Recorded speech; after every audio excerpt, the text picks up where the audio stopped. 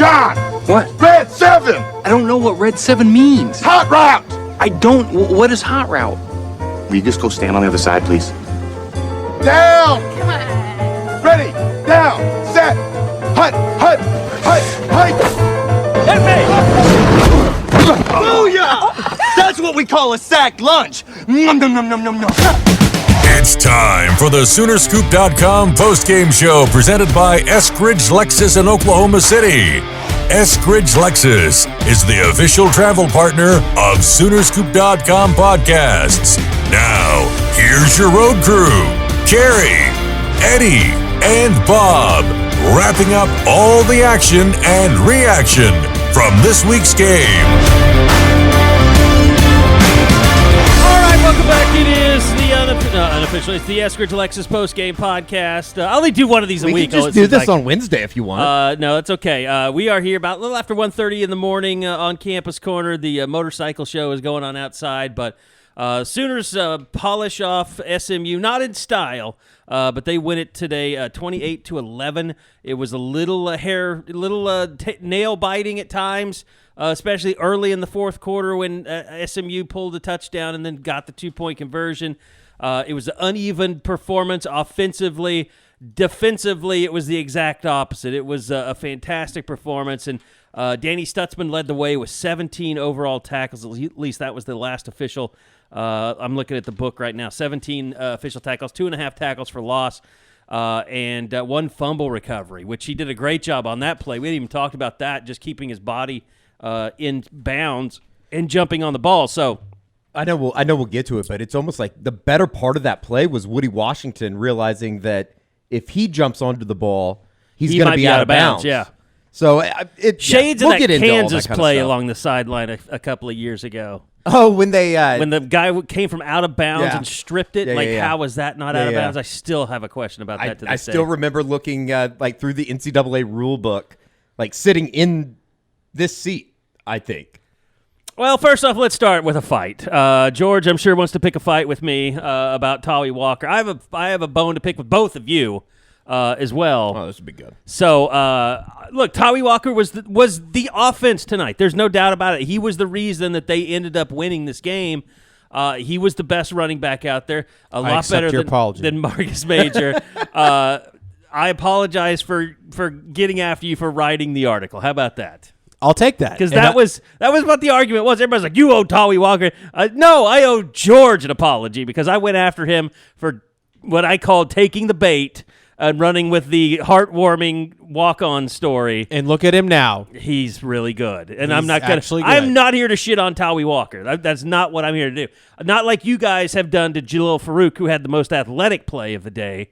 He was great tonight. And proved he should be a much bigger part of this offense. And I think everybody was like, where is Jalil Farouk? Why has he disappeared? He must just be a bust. No, he's a great player. And he deserves his flowers first, which I'm giving him. But he deserves to see the ball more. And look, I wasn't really joking when I came after you a little bit on Twitter because you said, I want my apology. And I said, do I have to apologize because the OU game plan was so bad that it made their walk-on running back the best player on this team? Like, it was a bad game plan offensively. And look, I understand SMU was probably doing things to take things away, would defensively take away the deep ball. But, man, I mean, either nobody can get open or the offensive staff doesn't trust the offensive line to block long enough for Dylan Gabriel to step back in the pocket and read the field and make a throw. Like, which one is it? There's a few realities, I think, with the offense. Number one, I don't think the offensive line is as good as we thought. I mean, we saw Savion Byrd basically get benched for most of the game. Right. And they weren't able to wish we had snap counts. I know. I was just with looking Savion Byrd and Troy Everett because, I mean, Troy Everett basically played outside of the first two series. I think he probably would have played the entire first half. Correct. And he played all the way until into the fourth quarter when Savion came back in for those two drives that they scored. So I think that's one thing. The offensive line was not great. it felt like Dillon was under pressure quite a bit and pretty quickly at times, and then they And weren't. never felt comfortable in the pocket. I never No, felt like and that. Tawi Walker ripped off some nice runs, but a lot of them were like he was getting contact right at the line of scrimmage and having to break off a run. Like it wasn't like it was just a big gaping hole. So I think that's one reality, and then two, I think they don't really know what their identity is. As soon as SMU took away the deep ball, which is what this offense is often predicated on, and what Dylan Gabriel does best, they didn't know what to do. I mean, it was very clear. SMU took away exactly what they want to do, which is the big play. What do they always say? Score from afar. That's Jeff Levy's saying or whatever. They didn't have that tonight, and I think they looked lost when they didn't know what to do. And then they finally put it together there on that 11-play, 75-yard drive, which I thought Dylan looked really good on. But I don't know, man.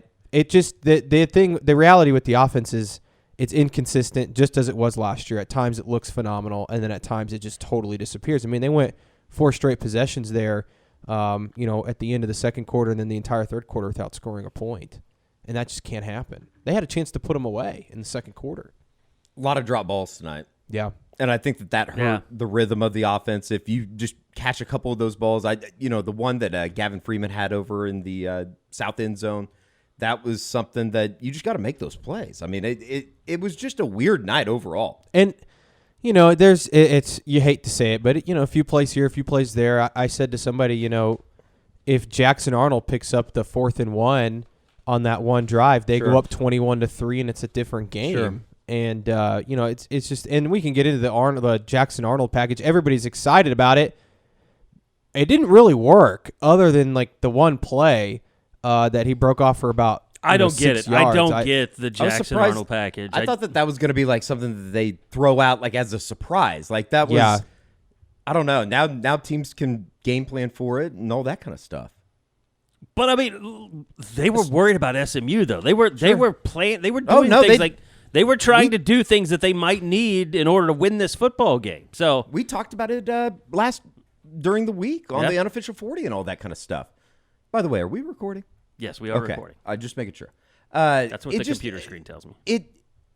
It was a weird night. The whole thing was weird. And why are they running the Jackson Arnold package when you have Tawi Walker back there? I know. As hard as he runs. Like George said, it had one play that worked, but they got stuffed on a 4th and inches and didn't get it.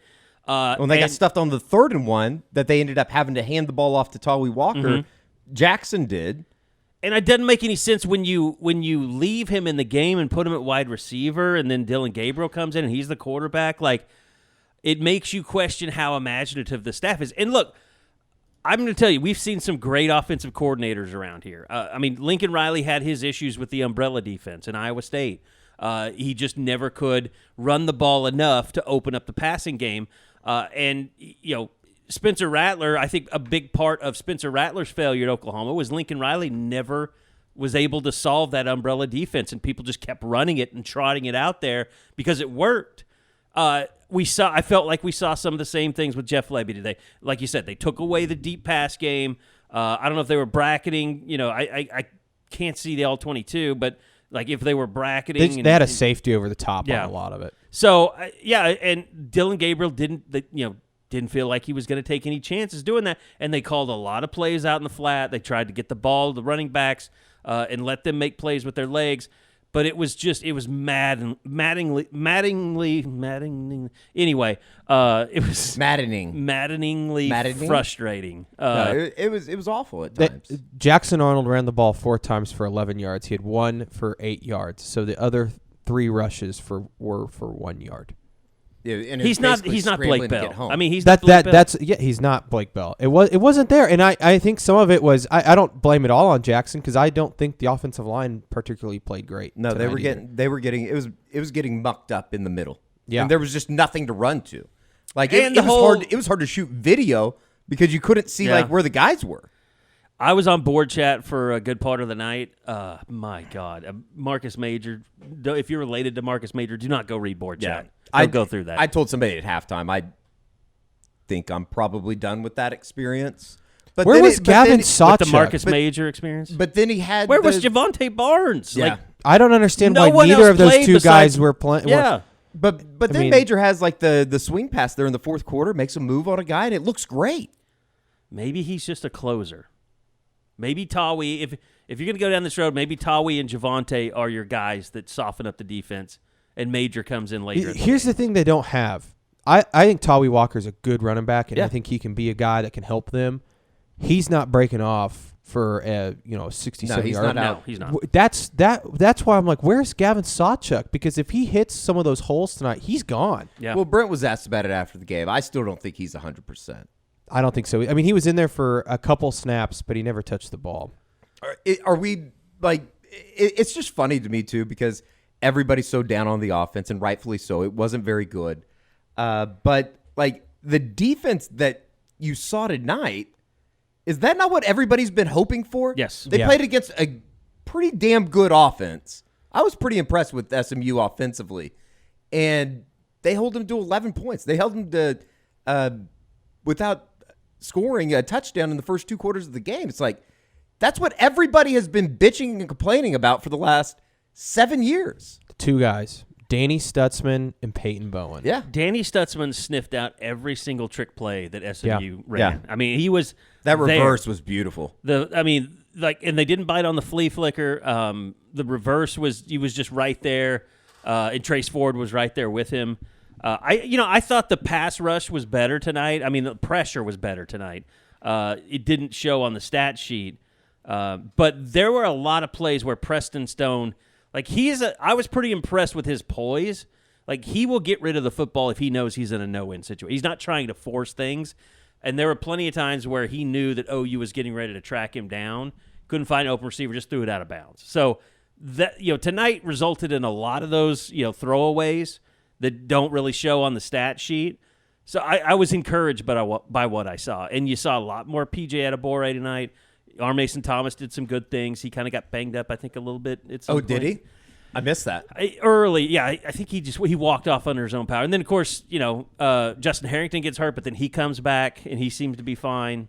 George, can I add one more name to your list with Danny Stutzman and Peyton Bowen? I'm about as all in as I could possibly be with Kip Lewis. Oh, He was yes. very good. Yeah. Kip Lewis is just the play that he made in the fourth quarter, not the play on the sideline, but the play in the middle of the defense. Yeah. I mean, that's a big-time play. I thought Brent summed him up perfectly. Ball magnet is what he's he just called around him. the ball all the time. His instincts are some of the best And on Kobe the team. McKenzie had it's crazy He came to in me. a very short burst, but he came in and popped a guy at the line of scrimmage. Like, those guys are getting big snaps late in games. And I know that it was productive snaps. It was a 2-score game at the time, but still, or a 3-score game technically, but still. Look, there's a lot of things about the defense to be proud of. I mean, here's a crazy stat. Oklahoma surrendered just 3 points through the first 7 quarters of the season. Yeah, Brent brought that up. The last time OU did not give up a touchdown in its first 7 quarters of a season was 1999. Wow. It's crazy. When they beat Indiana State 49-0 and Baylor 41-10. It's crazy. I mean, listen, Arkansas State's not very good. They're terrible, yeah. And I know that we said that you're not going to just call them world beaters or champions after shutting down SMU offensively, but mark my words, SMU will go score points on people all year. They have some very good talent. I think they're gonna play for their conference championship. I could see them playing in a G6 Bowl. Knighton's Or going a to have a lot of yards this year. January 6 Bowl. Not January 6 Bowl. That'd be interesting. Knight- January Bowl. What is it called? What are the But New stupid Year's ass things? 6. New Year's Year's 6. 6. Yeah. They should change it to J6. Be very patriotic. Okay. Anyway, no, I think Knighton's he's gonna have a ton of yards this Yeah. year. I mean, he was the only guy that you were just like, oh shit, like And he what almost I mean, broke. the run that Lawrence, Key Lawrence stopped and Oh, yeah. got the ball away from him. That was a He hell had of a a run. good night tonight. Key Lawrence. I thought that was the most consistent he's played for a game from beginning to end. Listen to how many He's put guys we're two talking really about. good weeks together. Listen to how many guys Lawrence. we're mentioning. Like that's just the difference. They have so many more guys on. Think how many guys they played tonight at. Like they rotated like 6 guys at safety. Oh, Kenai Walker? Kenai Walker, yeah, I thought he played well tonight. Had a couple pass breakups. he was great. Also, Woody Washington is so underappreciated.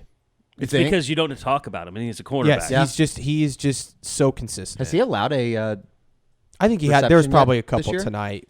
they were playing soft coverage tonight, but the big play early, that was Kenai Walker that gave up the long shot down the field. The first I big thought play. I thought it was just a It really was a great good throw. Yeah. But I mean, that's part of the problem too. Is like defense, you can name guy after guy after guy that impressed you. Offense, like Blake Smith is scoring a touchdown. where was Jaden Gibson and Nick Anderson and all those guys that we saw? And I asked Lebby after the game, did you tighten the receiver rotation? Like, where were those guys? And he's like, well, we didn't have as many possessions. But that doesn't – I don't know. It just felt weird that we didn't see guys that a week ago were making some great plays. Yeah.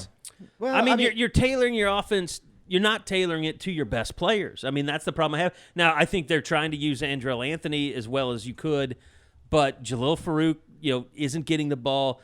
Gavin Freeman, I know he had a drop, but you're not really doing a whole lot to get him the ball. Drake Stoops. Like you said, Nick Anderson's been exciting.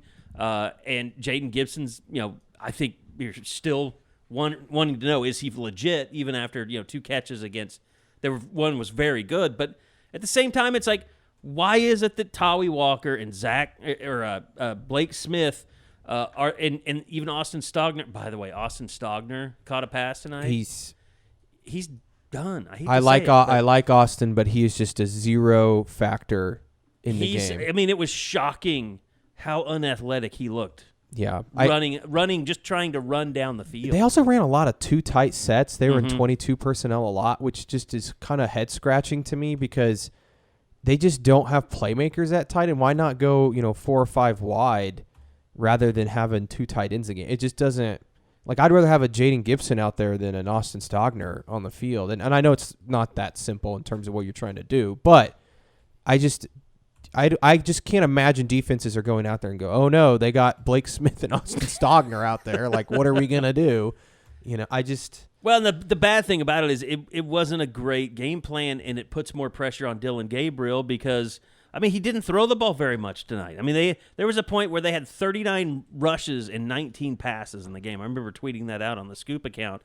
That's a massive imbalance for a college football team with that many passing weapons. It was a very loud, disgruntlement. Yeah, disgruntled crowd when they ran the ball on the 3rd and 6. Yeah. And I don't even know if they got. They had a 3rd and 7, and was it the 3rd and 7? And they picked up 1 yard, and then they had. I thought the biggest head scratcher was there was a 3rd and 4, and they ran a QB draw with Dylan Gabriel, and it just went nowhere. And I was like, "What?" Well, what about Dylan the possession Gabriel's where not a running quarterback? What about the possession where they force a turnover on downs? They get the ball back. They get a 5-yard offsides penalty, and they still go 3 and out because they had 3 unproductive runs in a row. Yeah. Like, to me, that was the height of, what are you doing? It just never came together tonight. And offensively. And that was the Dylan Gabriel QB drive, by the way. Okay. Yeah. Was that the 3rd down play, too? Yeah, 3rd and 4. God, that was ugly. I don't know what they're doing. I don't think they know what they're doing. And there were times where you thought, back to last year, when all of a sudden you're looking up and they're facing 3rd and long, and they're getting ready to punt the ball back 45 seconds after getting the ball back. I think it all started when the offense went out there and the offensive line was like, oh, shit, we can't handle these guys up front. They're beating us. And from that moment on, the offense just continued to fall further and further apart. And then they finally, Marcus Major wasn't able to gain any significant yardage. And then they put Tawi in there and they started moving the ball. And he had the one really nice play around the edge where he bounced it outside. And you were like, okay, this offense, you felt like maybe they could get on track. Then they come out of halftime. They get a 3 and out on defense, and that's when that happens, where the offense comes out, struggles. They get the turnover on down, struggles again, and you're just like, my God, what's going on? Is it? I mean, at the end of the day, I'm not sunshine pumping, I swear. But they did win by 17. They covered against what I think we all think is a pretty good football team. They were, I'm not going to say dominant, but they were very good defensively at times. It's just that they cut it to it was a 3-point game in the fourth quarter. 3-point game in the fourth 100%. Quarter, the beginning of the fourth quarter. And I very know, fair. I know Brent came in and he was like, we might have lost this game a year ago. I think they would have. I think they would have too. I'll tell you this. If Danny Stutzman was 2 inches higher on that tackle and he got kicked out of the game, I think they might have lost the game tonight. Yeah. I mean, Kerry, we've seen this before. Like, if that team last year would have been playing in the first half, they're down 24-14, 21-14, whatever. I mean, I think they're getting beat at halftime, last year's team. Because they're not getting stops in the red zone. No. Last year's team. Billy Bowman made a couple of nice plays down there too. He had a rough start, but he made did, up yeah. for it. And we talked about Peyton Bowen. I mean, he's just so They're good. Sky's the limit for that guy. They're a lot better in the run game than they were Yeah. last year. I mean, No, they are. up front. I know everybody's worried about the pass rush, but they're setting the edge really well. They're getting after it. You're talking about defensively. Defensively, Yeah. yes. Yeah. I just don't get the thing about the pass rush. Like, they're there, they just can't get home. Well, A and couple Preston times they Stone were was back just there. Preston Stone was just really good about scrambling and just getting rid of it. He knew that he would, when he felt pressure, he was getting mobile. Yeah. I mean, he was sliding out of the pocket. Like, that was, you could tell that was the game plan. And it was, if you feel pressure, slide, evade, and look downfield. And, he just couldn't find an open receiver, and he'd just get rid of it. So I don't really have a problem with the pass rush tonight. And I think with our Mason Thomas back and PJ getting more, even Ethan Downs was active tonight. PJ Which- DeBoer played quite a bit early. Did we see got- Reggie he got- Grimes tonight? I didn't notice him. I mean, he might have played. I'm sure he did. I don't but- ever remember You him know being in the what? game. I don't know if Reggie Grimes was even there tonight. He was suited up. Oh, was he? Okay. I think so. Yeah, Okay. he was on our. We went through the depth Sure. chart and he was on it. Here, I'll look at the Participation participation report. chart. He didn't play. Yeah. Reggie Grimes did not play tonight. I thought, and for the most part, I know he gets a lot of shit, but I thought Ethan Downs was pretty good. I mean, the sack he had outside of the face mask. that got called back for the face mask. That was a great play by him. I mean, he was in pursuit and actually got to him, and then he just, I think sometimes the face masks, it's like, what are you gonna do, But Well, and look, all this goes around, and there's something we have to talk about also, and that's the post game situation. Well, if they need help offensively, I know somebody that might be able to help them. A former coach, A former coach, yeah. maybe in the Big 12, has a little bit of experience there. maybe considered an offensive mastermind. It's uncomfortable, to say the least. it really sucked the wind out of it, because I think there was still, I know people were frustrated by the game a little bit, but there's still a sense of they won, they figured it out, whatever, and then that, Art Briles is spotted on the sideline, and all of a sudden that's the story of the night, and it just, plain and simple, it can't happen. I don't know how, the university or Jeff Levy, Art Briles, anybody lets that happen. It's a bad look. Well, here's the thing, and it wasn't like Art Briles was on the sideline during the game. This was a Correct. post-game situation. He was in the stands with Jeff Levy's family. He came down onto the field with the rest of Jeff's family, his kids, his wife. He is Jeff Levy's wife's father. That's his father-in-law, and it's one of those deals. It looked even, and look. People going after, I can't believe I'm saying this. Some people going after Parker Thune. He had no, he should have taken that picture. He should have posted that picture. I mean, I got There's no video problem of it. with that. You got video of it. I didn't see that, but like people that are criticizing him, like that's where you don't understand the role of a reporter, a journalist. Like you don't bury that stuff. It's not our fault that Art Briles was on the field. Is a journalist. It's not our fault. That's just what happened. The picture was taken. You got to stop criticizing people or saying you should have posted that. Of course he should have. And anyway, he posts that. It blows up because he's wearing a Jordan brand OU. What would you call that? Just a sleeve shirt, Merchandise. sleeve shirt. Yeah, like team-issued apparel. And it looked like team issued apparel, and you're like that makes it like, oh my God, they're sanctioning him being there. Like that. I think that's the one thing. And the way it was presented without any context, and that's no blame. But then people's minds are racing like, oh, my God, he was on the sideline the entire game when it was after the game was over. And I will say, like, and I'm not defending him because it should have never happened. It's very avoidable. They were very far away from, like, you could The see players him. I mean, and- everybody saw him because we all walk into the south end zone together. But they're on the other end zone, the southeast end zone. yeah, they were. It was almost like they were trying to stay away from everybody. Yeah. But at the same time, it's just you can't walk down that road. Yeah. Like, and I don't even like. This wasn't the first time that he's come to a game. He's been at other OU football games. You just got to avoid that situation entirely. And, like, if I'm in the stands and I see Art Briles, like, with his family, I'm just like, ooh, boy, there's the infamous Art Briles. It's not like a slight on the university, but when he's down on the field and he's wearing the Jordan brand stuff, I understand it's going to get a reaction, and it's gotten quite a reaction. Yeah. And here's the thing. I mean, Josie put out a statement, Yeah. so that tells you everything And you need he was to know. It was very a pretty upset, damning obviously. statement. Yeah. Basically saying, I said we were not going to allow stuff like this. And then they went and did it. Do we have that statement around here? Yes, I have it. I mean, it was basically like it almost seems to me like they had set ground rules, and this was to never Like, your happen. father is not to be. This is the statement. I was just as disappointed as many of our fans when I learned of the post-game situation tonight. It shouldn't have happened, and it was my expectation it never would. Based on boundaries we previously set, I've addressed it with the appropriate staff. I mean, and even Brent did not seem happy about it post-game. No, and again, this is not something that, he was in control of. Right. It was after the game. He had things going on. He had the press conference to get to. He had, recruits on campus. Last thing he's worried about is whose parents going to come out of the stands and down to the field to talk to their kid. And here's the other thing. To me, the whole thing is kind of disingenuous, and that's just social media and Twitter and all. Like, Art Briles has been canceled. He has been canceled. I understand a lot of people will say, and George alerted me to some Michigan State stuff that's going on tonight, some allegations there.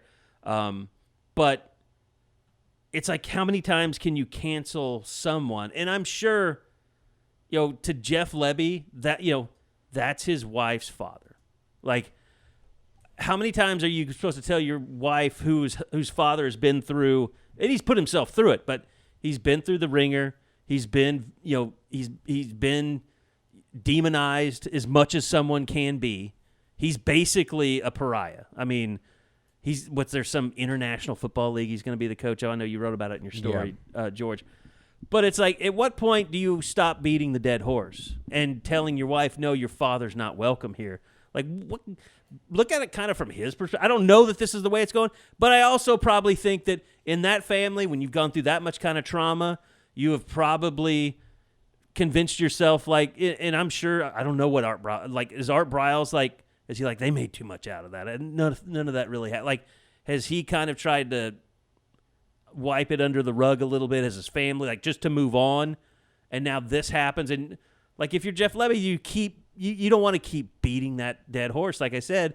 So you kind of relent. You have to be reminded, like, no, he cannot appear to be associated with OU or or sanctioned to be around the program because of all that stuff that happened in the past. And I'm sure that's traumatizing. I'm sure his wife, did not have a good night. I'm sure Jeff did not have a good night.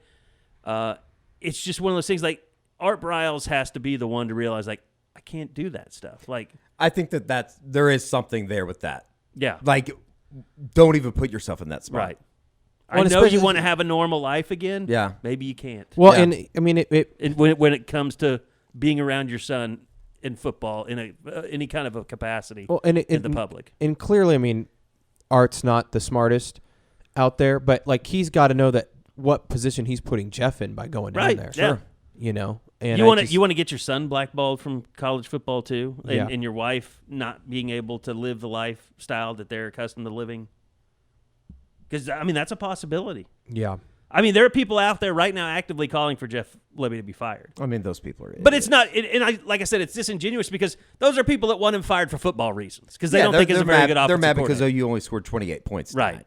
And they weren't able And to they move looked the ball. pretty and it rough. looked- Here's yeah, it my looked question: shitty. Is did any of this come up when Jeff Levy was being hired? Like, I think what- it's a fair question, and I think that's something that, unfortunately, because OU's playing Tulsa next week too, it's going to be the story. Of that's the going to week. be the story of the week. It's going to be asked of Jeff on Monday. Brent's going to have to comment on it. Yeah. It's a shit show now.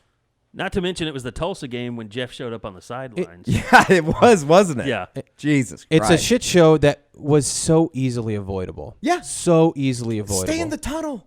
Don't. You know Don't just there come, are don't come media out around. onto the field. Yeah. Nobody's going to see you. It just. And what is Jeff supposed to say post game? I know people are mad about Yeah. his comments. I'm like, yeah, I guess he could have been like, "Oh, we screwed up." Well, people are like, But, oh, he's like- tone deaf. All he said was what the truth is. is, Like, yeah. the only thing he didn't say is it's a very difficult situation because he is my father-in-law. Yeah. Like, what do you want? Like, the only thing that you could have conveyed was like, what do you want me to do? Like, Yeah. he is my father-in-law. It's going to be interesting. He to see. came to the game with my family. He is the grandfather of my children. Monday's going to be very interesting when he talks to the media because it's going to be. He's going to have to. He's going to have to say something to appease, I think, Joe Castiglione. With the way Yeah. that OU usually handles stuff like this, I would be surprised if he doesn't open with a statement Yeah. instead of just I think going that would straight be the into way questions. to go. Yeah. And I know that somebody will, I'm sure there will be a And follow up. don't defend your father-in-law in the process of that statement. Yeah, don't wear the CAB shirt on Monday. That probably would not be the best move. And that kind of shows you, like, this is all, fan generated. Like, people were supporting Art Briles even after all the stuff happened. Even sure. after he was fired. Sure. Because he won. Yeah. And if Jeff Levy had been a better offensive coordinator, people would be defending him and saying, oh, it's his father-in-law. What is he supposed to do, not see his family? Yeah. But no, the door is open there for people to want him out because he is not living up to the Baker Mayfield, Kyler Murray era of offense right now. I just also wonder too if we want to think big picture here, like what does this do for Brent and Jeff's relationship in terms of just, I don't know. I mean, it's got to be a little bit of friction there in terms of if Brent really had no idea and all of a sudden this becomes a PR nightmare for them. Like, And they had agreed that his dad would not be around the that's program. what I'm saying. It's like, because I'm sure when Brent was interviewing for this job or knew that he was going to hire Jeff for this job, it came up. Yeah, didn't they say that they did a big, I don't want to call it a background check, but they did their A due vintage diligence. investigated, Or- yeah. yeah. I mean, I would have to imagine that this puts some sort of friction between Brent and Jeff. And, can they overcome that? Because I'm sure Brent's like, what the hell, man? Yeah. Like, this is not what we need right now. Right. It's sort of like two I- two totally different situations, but it's almost like the Kel Gundy situation. And since it's like, this is not something they need right now. I think the thing that, and this is bad to put it in these terms, but the thing that helps OU from a PR standpoint is the Mel Tucker thing. The Yeah. nation is going to focus on that instead of Art Briles being in a post-game sideline. Which, if you haven't After read a the game. article, I would just suggest doing so. The details are I was starting to read it. pretty I disgusting. haven't seen any of it yet. He basically, I guess I'll just say it. I guess he jerked off while on the phone with Brenda Tracy. Whoa. Yeah. And he's saying that it's consensual phone sex. Did Like, he have he a admitted- relationship he with Brenda admitted to Tracy? It doesn't say that. It doesn't say that. I mean, I think Mel Tucker's going to be fired on Monday. Jesus. But they Christ. owe him. Would they not? I guess he'd be Well, that fired big for donor cause. owes him, yeah. Yeah, you get fired for cause. It's or a shit scandal. show in East Lansing right now. He's going to have It's to lawyer weird up. that comes out on late night Saturday too. Did they even play today? Michigan State? I don't know. I'm sure they did. Yeah, they beat Richmond 45-14. Weird. Yeah, they had one of those games. Weird. So, yeah, that's going to be out there. By the way, you mentioned Tulsa. Want to remind everybody, we'll be driving to Tulsa in style next week. Absolutely. Thanks to Eskridge Lexus. They take care of us. They're our official travel partner. Ed Eskridge and Will over there. Love those guys. They take care of us and always have great partnership with them.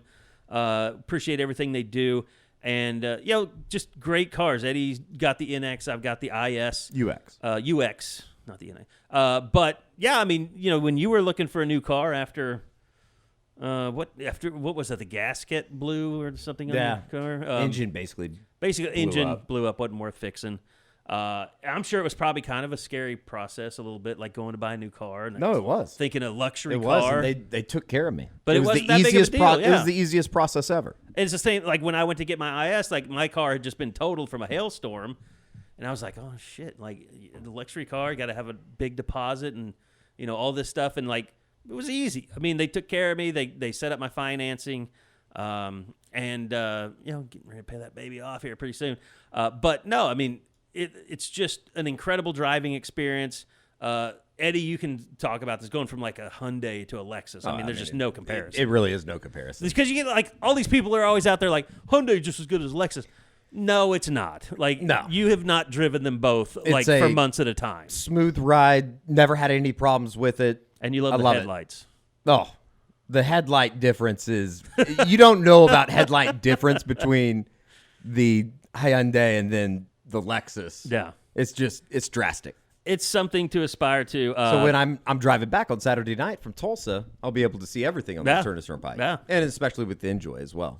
Exactly. So, yeah, go check EskridgeLexus.com out. If you want an SUV, if you want a sedan, they've got it all. You want a convertible. I know George is you're not ready for a Lexus yet, are you? Maybe soon. I just blacked out for like the last 2 minutes while you guys were doing that. You might be soon though. Yeah, no, I've got almost 160,000 miles on the old FJ Cruiser. So, but see, you got a Toyota. You know the power of the Toyota engine. Very good engines. Great engine. I've had no issues with it. Which Lexus is owned by Toyota, so that's why I said it. But go check them out, EskridgeLexus.com. Just go by if you're looking for a new car. Tell them you're a Sooner Scoop listener or Sooner Scoop subscriber, a post-game listener. They will give you a special deal on your next luxury car purchase.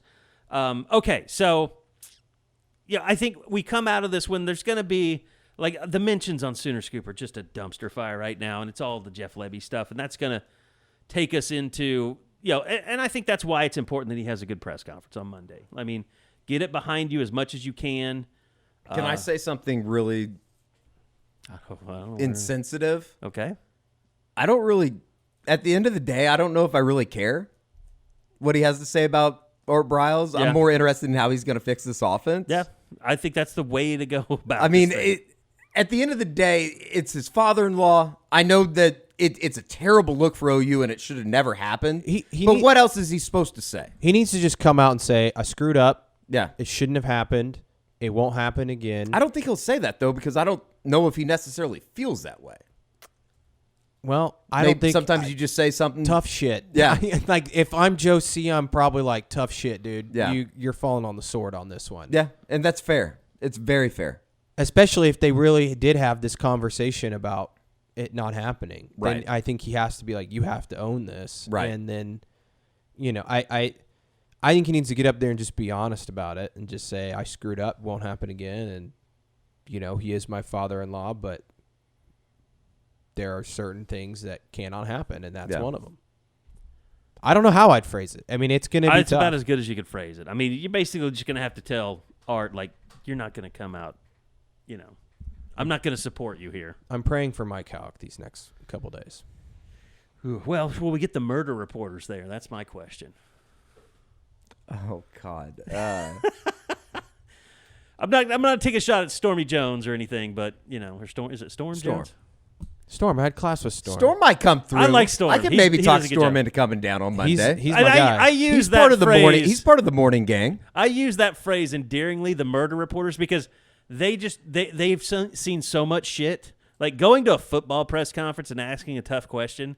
They've talked to people who have just like their friend has just been murdered and stuff. Oh, yeah. A baby's gotten run over in the street. I'll clarify for what Carrie's saying. Some shit. The murder reporters, when we refer to them, those are like the actual the real journalists yes. that are on the news that go out and do stories yes. in A block. Yes, like They're not asking about the inside zone blocking Right, scheme. right. they're not there for that. They are there to ask very direct questions with very little tact. Oh, I think that there's probably a 65 to 70% chance the regular reporters are down here on Monday doing the man on the street interviews.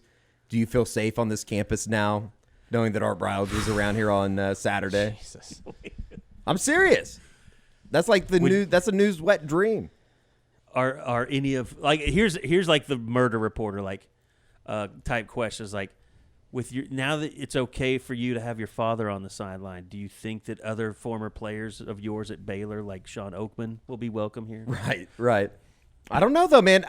They played a guy that got arrested on the PA tonight. And Zach Bryan. Oh, did they? Yeah. I mean, they got felons on Hey, PA hey. systems. I mean, He did got nothing arrested. wrong. He got did nothing wrong. He got arrested for the time-honored tradition of "Do you know who I am?" I do Right. think he should have to put a discount on his tickets, though, after he got arrested. you already Well, bought you're a worried felon. about your investment is what's Yes. the deal is. George bought some very expensive floor seats. Well, and I was when he first got arrested, I was like, well, maybe he'll cancel his tour and I'll get my money back. no, it wasn't. I mean, and it was one of those things. Like I'm a big Zach Bryan fan. Like I think his new album's fantastic. So good. And I was just like, oh God, I hope it wasn't like he said something to a black patrol officer or something. Like, Yeah. we don't need a Morgan Wallen situation here. So it's like when I read the details of it, it wasn't good, but it was like, okay, at least that's as bad. He just as it basically gets. yelled at them, I think. It's never good to. I mean, and here's the thing: like highway patrol officers, they die on the side of the road like every once in a while. There's tragedy involved. So like, and I know I saw the video. It wasn't like really like on highway, on a major highway, but when you tell one of them, go ahead, arrest me, they're like, okay, you got it, pal. Yeah, let's go in. I needed to go pee anyways. They were OU actually, and not to just completely change the subject, if we're done with We're done Briles. with Zach Bryan. They actually got more pressure than it's kind of like last week. They had more pressure than I think I realized. They were credited with 5 quarterback hurries tonight. Danny Stutzman, Jaron Kanek, Jonah Lo'ulu. Man, Trace they Ford, really like and bringing PJ. Kanek and Stutzman Yeah. Yeah. on those blitzes. And they're going to get home. By the way, and here's the Eventually, other they thing. have to get home. Here's the other thing that needs to be celebrated about the defense tonight. And fourth downs are a crapshoot, but 4 of 16 on third down, completion percentage. That's what I'm saying. It's like conversion 6 of percentage. 20 combined with With third the and fourth fourth down, down. yeah. That's what I'm saying. It's like it is kind of sort of funny that, OU fans have been clamoring and wanting this defense to take steps for years upon years upon years and could never get off the field. There was always something that was preventing them. And tonight they hold SMU to 4 of 12 on third down. Pretty damn good defense overall. And all we want to talk about is bitching about the offense. Well, it's because it's flip flop. I mean, it's like as soon as the defense gets good, it's all of a sudden the offense can't score. It's just funny how that works out, though. It's like The Office when Michael Scott's talking about getting the vasectomy, and he's like, snip, snap, sip, snap. It's like that's what OU fans probably feel like. It's like one good thing happens, one bad thing happens. Snip, Maybe snap, everybody snip, just snap. needs to get a vasectomy. Yeah. But I spent so much time watching Parks and Rec's outtakes on YouTube lately. Chris Pratt has the best blooper of all time on that show. Yeah. He's talking about comeback stories. Yes. Yeah. Also, the one about the when he goes to poop and he keeps wiping and wiping. Yeah. It's like It's like a marker. Yeah. That's a really good one. Anyway, so yeah, I mean, 28-11. It got dicey there, but I think you have to give Oklahoma credit, and maybe that's something that they've learned on offense. Like, hey, we've got some guys, whether it's Jalil Farouk, Andrell Anthony, like we have some playmakers out there. We just have to get them more involved. I mean, they've got to find ways to get the ball to their dynamic guys instead of you can't play every game this year forcing Tawi Walker down everybody's throat. No, you're and not going to be in the Big 12 championship if you don't figure this out a little bit more on offense. No, and especially if you look at what happened down in Tuscaloosa today. I mean, it's it is what it is. They got about basically 3 weeks to figure it out. And honestly, they might only have 2 weeks to figure it out because Cincinnati, they went and beat Pittsburgh on the road today. I don't think Pittsburgh's any good, but they were up really big, and Pittsburgh scored 14 in the fourth quarter. That's the next one is Cincinnati. That's a big test, and especially on the road. That true road game because next week at Tulsa, it's going to be a home game. Yes, they got wiped by Washington today. Yeah, and Tulsa's just not any good, but Cincinnati will play them tough, and then you turn around and you play Iowa State at home, which I don't know if you guys saw the Iowa State Iowa game. Watched a little bit of it. Iowa State's just not very good. They can't score. But I think some of this is also OU fans probably watch the game tonight and then they look up and they see what Texas did to Alabama and they're like, oh shit. So I think that's part of also. That's a wake up call for everybody in the conference. I mean, yeah, really across the country. I mean, Texas might be top 5 next week. They probably should be. I mean, you go into Tuscaloosa. It's the best win that anybody has this season. They won handily. They controlled that game. I mean, Quinn Ewers was fantastic for him. Sounds like Mill Road kind of sucks. Yeah, I don't think they have a quarterback. Which you got to run into that at some point. I mean, it happened to I still OU think with Alabama's the going to be Trevor all Knight right, era. But Texas played well. Quinn Ewers played well. Yeah, and that to me is a little surprising just because we haven't seen him go in and have that great game yet, and now he has. So it's a different Texas. They're back. I mean, I think that you can say like they are somewhat back. Like that's one of the biggest wins Texas has had in 10, 15 years. It's the biggest win. Yeah, 100%. Trying to go anywhere but ESPN so I don't get an autoplay ad. They were talking about that might be one of the top 5 road victories for Texas all time. I mean, I know that we're not trying to scare you out there, and then Colorado looked really good again today. Yeah. I know Nebraska's just god-awful. Their the quarterback Sims kid, is terrible. He has 6 turnovers in the first 6 quarters of the year. Kansas State was impressive today, even though it was Troy, 42-13 win for them. I mean, I think the Ohio State score was a little misleading. Baylor and Oregon tried to bounce back. They did play well. Yeah. But Tech, you mean? Who did I say? Baylor. Well, Baylor playing. Oregon. Yeah. And then, of course, the one thing that we could all agree about, the one thing that brings a smile to everybody's face, Texas A&M's just a beautiful creature, aren't they? Oh, my gosh. Just got their ass whooped today. Gave up 48 to Miami down on the road. I don't think Miami's great either. No. Like, I think Miami's, like, probably above average. But Miami went through the motions last week against Miami, Ohio. yeah. It's just beautiful, though. I mean, it's the same A&M bullshit that you see every year. I mean, they got to start talking about how they buy out Jimbo. But is that going to help? You could put somebody else in there, and is it truly going to help? They're the same team every year. They're kind of like they're the better version of Nebraska. I mean, They're Nebraska fans would kill for A&M everywhere. Yeah, they would kill for that type of success. Nebraska would right now. They would kill to have a team that but that wouldn't last an long. 8 or 9 win team. What's A&M's schedule? Who do they got next? I don't know who they have next week, and then SEC play starts. You know what kind of a concerning result was today? Missouri Tigers. They just who was it? Was it Georgia that killed Middle Tennessee State last week? Somebody killed them last week. But they only won 23-19 today. Missouri's not good. No. See if but Williams Theo Winery, Weeks he'll fix the program.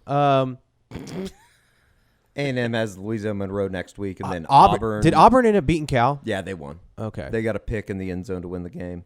Then they play Arkansas, Bama, Theo Weiss had Tennessee, and 2 South catches Carolina. for 18 yards today. Luther Burden had 8 for 117. I mean, is A&M going to win 6 games? They're going to be right there. It's going to be close. It's going to be close.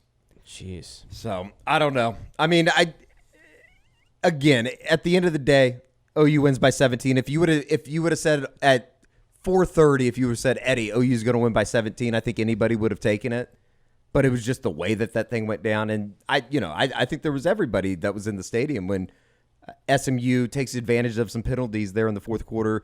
They get the touchdown. They get the 2-point conversion, which was a little bit of a fluke play. I don't know if Key Lawrence just got lost on the play. It looked like he was surprised that the ball was headed his direction. But they did answer. And it's kind of like you wrote about, George. That's something that, while we probably sit there and roll our eyes at it, that's something that they've talked about since, last season, basically, since spring ball, that they wanted to find ways to win in the fourth quarter. They wanted to find ways to finish games, and they did that. Here's the thing, too, is, and I don't want to just hype up SMU, but that might be one of the better offenses OU faces this year. I mean, Texas is going to be better offensively. Kansas, I don't know if you guys watched any of the Kansas-Illinois game. Jalen Daniels is special. UCF maybe TCU. I mean, TCU may not be very good. But, I mean, you're talking about a team that I think is going to be pretty decent this year, and they've got some skill guys. So for them to go out there and have that kind of defensive performance, I think is just promising. And they held up well in the red zone too, which I think was what you wanted to see, especially early in the game. Yeah, Central Florida actually beat Boise 18-16 today. Yeah, so I mean UCF's offense, I don't know. Their quarterback, what's his name, Reese Plumlee, he's just pretty inconsistent. But Texas and Kansas are the only two left on the schedule that I'm like, they have better offenses than SMU. But the rest of them, I don't know. I don't know if they're going to face better offenses than that. Cincinnati's playing better than I think most anticipated. I mean, they played Northwestern. I still don't think Pittsburgh's any good though. No, you know what I mean. But Emory Jones has apparently been playing a lot really better well than people anticipated. So it's a weird second week because you had North Carolina going into quadruple overtime or whatever that was with App State. Yeah. 2 overtimes. 40-34 was the final. And then you had Rice. Rice lost to Texas, and you thought, oh, they sucked. They beat Houston today. Houston's bad. Houston is bad, but they won a week ago. But OU has a stretch. This is where you're going to know what OU's made of. When they play Texas, then they turn around, they get a bye week, then they get UCF at home, and then at Kansas. Those three straight games. What did UCF do up in Boise today? They won 18-16. Ooh. But then they turn. Then OU turns around and plays OSU, West Virginia, and BYU, and I don't think any of those three teams are that good. No. I mean, OSU still doesn't have a quarterback. No, but you're still. I mean, I think you feel like you have a defense after 2 games, but then Nebraska happened last year, and everybody thought they had things figured out. It does feel different, though, right? It does. They have better athletes. This is the they have Danny better players. Stutzman that I thought would be the Danny Stutzman last year. I thought, okay, this guy's going to figure it out. He's going to become a leader of the team. He's going to be a guy that makes plays all over the field, and he was out of. He was lost sometimes last year. Yeah. I didn't see any of that today. No, he was excellent. Oh, and they're just – I hate bringing this guy up, but when you replace Justin Broyles with Peyton Bowen, he's not making that play today. No. Or what Key Lawrence did today. He's not making the play Key Lawrence. I mean, it's just they've upgraded in several spots, and they just look more – even when SMU early in the game bust the 2 big plays and they go tempo – and OU just responds, and it wasn't like they're having communication issues on the sideline, how to get lined up. That's a spot last year. You go back and you watch when teams went tempo. Yeah, they crumbled, and they would just give up a score like that. Yeah. For them to hold them to a field goal there, I think was a huge maturity moment for them. But like you said, I would love to see the snap counts because, how much did Jacob Lacey play today? How much did, DJ Terry play? Jacob Lacey started. Yeah, I'm just saying overall snaps. Yeah. They're able to rotate because Jonah Lualu was in there. I mean, I didn't see that much Jordan Kelly today, or at least he didn't stand out to me. He played quite a bit. Did he? Okay. Yeah. So, I mean, they're just fresher. And I mean, you do kind of tend to see more Rondell Bothroyd, I think, than anybody else. When they need a stop, Rondell Bothroyd is in the game. He's just so consistently good on the edge in terms of he's not going to get pushed off the ball. He's going to play he's not – if he's supposed to set the edge, he's going to set the edge. He's not going to leave his position. No, they're very solid against the run, like you talked about. It was impressive, and it's been impressive the last 2 weeks. And we're not, like I said, not going to learn a lot against Tulsa, but But they also need to go out and they need to just beat the shit out of them. Right. Oh, yeah. No, there's no doubt. 100%. Get back to Like dominating. you don't want to. Yeah, you don't want to. You want to put up another 73-0 type performance against Tulsa.